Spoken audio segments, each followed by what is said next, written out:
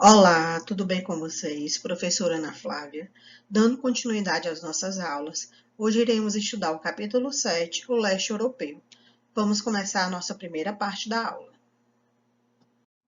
O leste europeu é formado por países localizados no centro do continente europeu.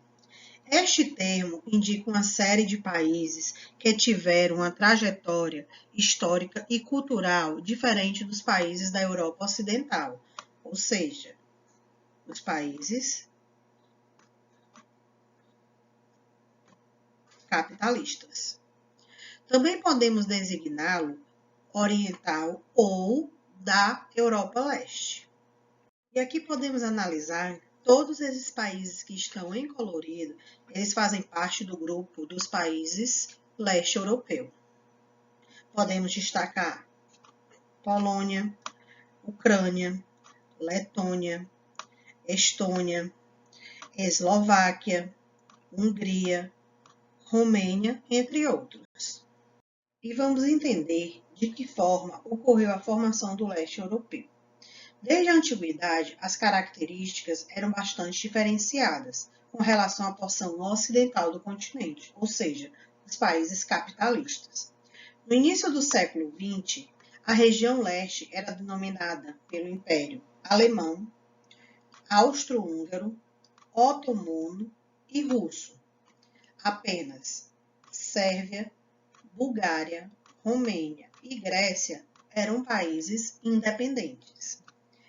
A mais importante transformação do leste europeu, no entanto, se deu após a Segunda Guerra Mundial, mudanças ocorridas nas fronteiras entre os países, mas também pelo modelo político e econômico adotado, o socialismo. Ocidente ou Oriente? Vamos entender. República Democrática Alemã, Polônia, Tchecoslováquia, Hungria, Romênia, Bulgária, Iugoslávia e Albânia. Esses países integravam-se desde o fim da Segunda Guerra Mundial, o bloco econômico chamado de soviético. Em 1946, no contexto da divisão do mundo em dois blocos políticos, capitalista e socialista, tivemos a denominação da cortina de ferro, ou seja, a divisão territorial através do muro. O leste europeu definiu-se por mais de 4 décadas como uma região composta por um conjunto de 8 países participantes do bloco socialista, que, quase sem exceção, ficava sob a tutela da União Soviética. Aqui nós temos a divisão desses países. De um lado, capitalistas e do outro, socialistas. Esses países, em geral, eram aliados da antiga União Soviética. Estavam associados por vários tratados, sendo o principal o Comecon e o Pacto de Varsóvia. O Comecon foi criado em 1949. Tinha como objetivo integrar e proporcionar o desenvolvimento econômico dos Estados-membros. E quais eram esses estados? União Soviética, Alemanha, Polônia, Hungria.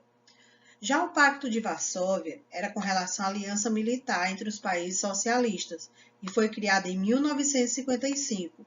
Foi uma resposta desde o bloco à outra aliança dos países capitalistas.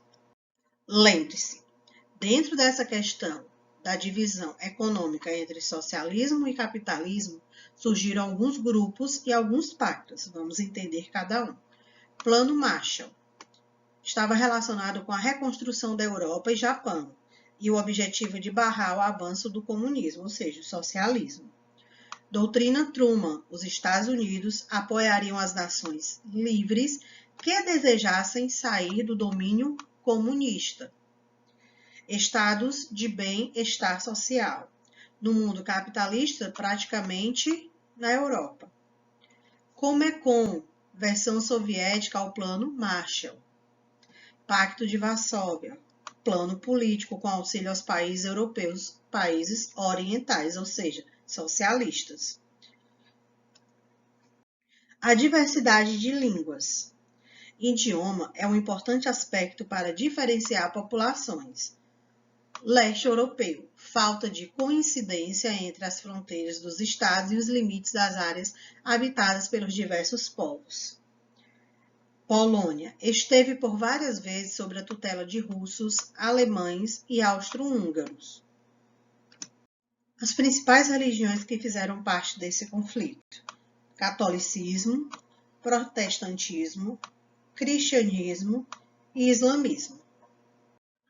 O catolicismo nos países da Europa, principalmente com relação ao leste europeu, está presente sobre duas formas: o de rito latino e o de rito grego.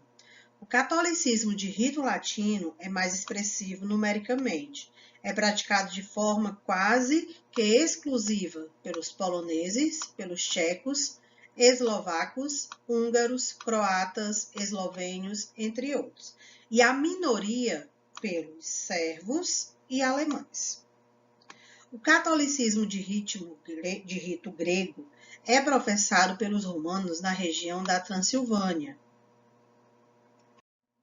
Protestantismo, em sua forma luterana, com grande expressão e de forma menos significativa na Tchecoslováquia, Hungria e Romênia. E o cristianismo ortodoxo, ou seja, professado majoritariamente entre sérvos, búlgaros, macedônios e romênios. Já o islamismo tem grande importância na Albânia, Bulgária e na região da Bósnia, uma das repúblicas que punham com a antiga Iugoslávia. A presença do islamismo nessas regiões é resultado de vários séculos de dominação do povo otomano. O fim do bloco socialista e a crise dos anos de 1990. A queda do Muro de Berlim, como já estudamos em aulas anteriores, ocorreu em 1989 e foi um dos marcos principais para o fim do bloco socialista.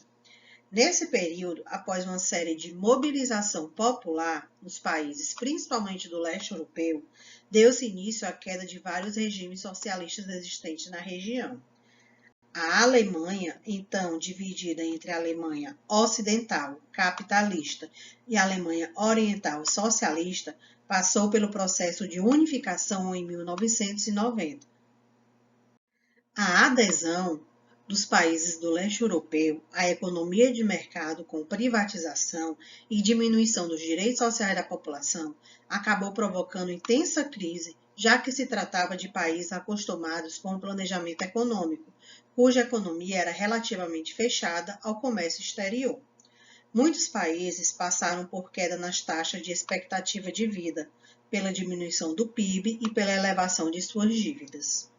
A fragmentação nacional e a formação de novas fronteiras ocorreu com relação à diversidade de nacionalidades vivendo em um mesmo país, dando característica ao leste europeu. Quando o bloco socialista chegou ao fim, as populações de nacionalidades variadas passaram a se reivindicar pela autonomia nacional, provocando um processo de fragmentação. Existem 3 casos principais com relação a esse tipo de fragmentação. Nós temos a fragmentação da Iugoslávia, ou seja, a sua divisão territorial, a independência das repúblicas soviéticas e a separação da Tchecoslováquia em 2, República Tcheca e Eslováquia. O atual leste da Europa, entendido como os antigos países socialistas, é composto por 3 grupos: países de cortina de ferro, as ex-repúblicas soviéticas e os países que surgiram com a fragmentação da Iugoslávia. E como está o leste europeu hoje? Bem, a adesão à União Europeia de grande parte dos países do leste europeu entre 2004 e 2007 prometia uma melhoria nas condições gerais da população desses países. Em geral, a adesão foi feita com referendos populares e alta taxa de abstenção.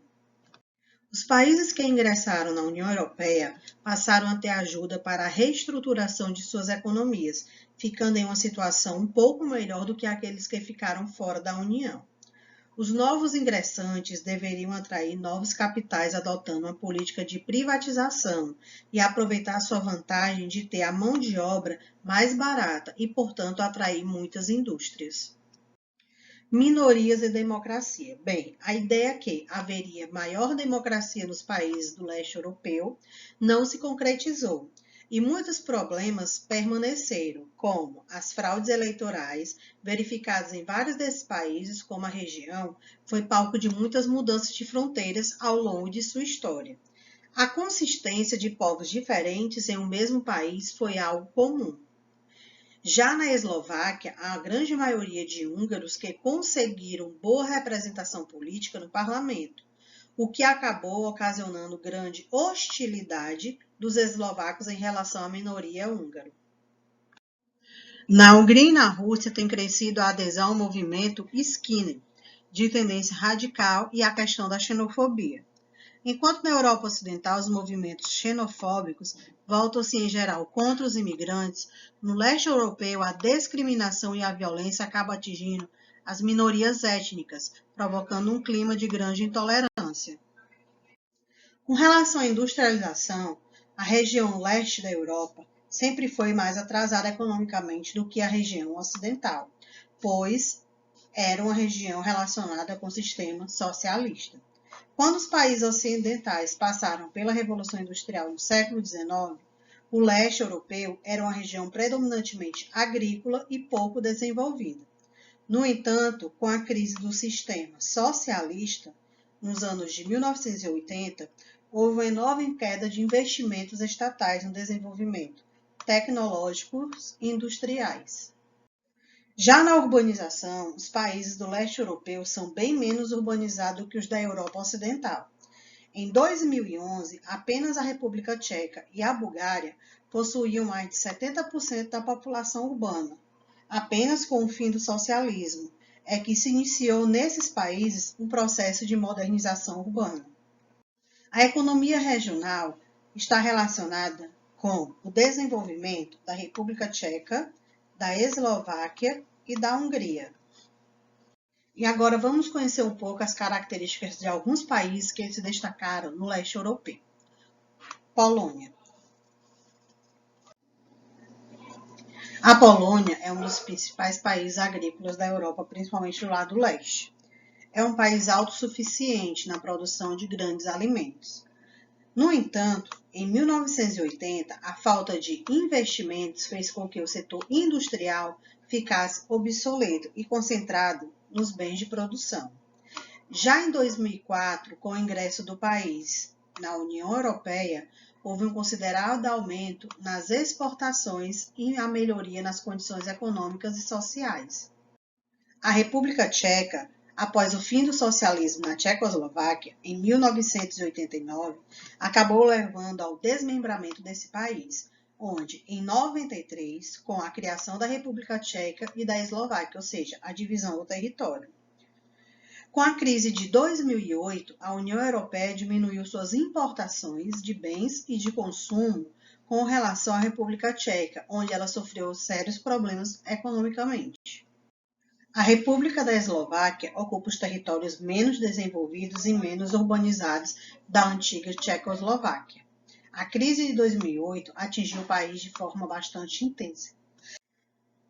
Como forma de tentar solucionar essa situação, houve diminuição das despesas sociais e no setor da saúde, o que fez com que piorasse consideravelmente as condições da população mais pobre. Já a Hungria, com extensa área de solo fértil, é um dos países que mais conseguiu estabelecer de maneira eficiente a distribuição de terras no período socialista. O fim do socialismo e a abertura comercial nos anos 90 trouxeram grande quantidade de investimentos externos para a Hungria. E aqui chegamos ao fim da nossa aula. Fiquem com Deus, um cheiro no coração de cada um.